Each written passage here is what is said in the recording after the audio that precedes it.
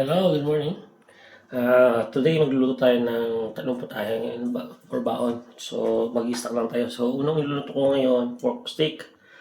Tapos pangalawa, chicken curry. At siyempre walang kamatayang adobo yung huli. So panoorin po natin yung aking mga video. So hope you like it. Hello! So una po nga natin ay magpiprito tayo ng i-fry muna natin siya bago natin siya. Okay. Sige na.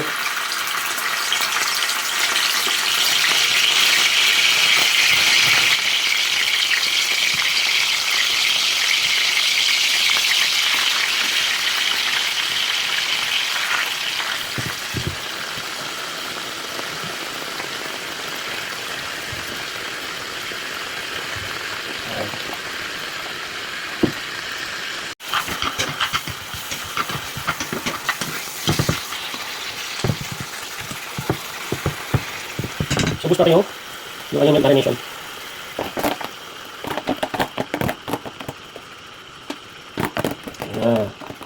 Yan po ang lasa ng steak. So, i-react na siyang ububoard natin siya.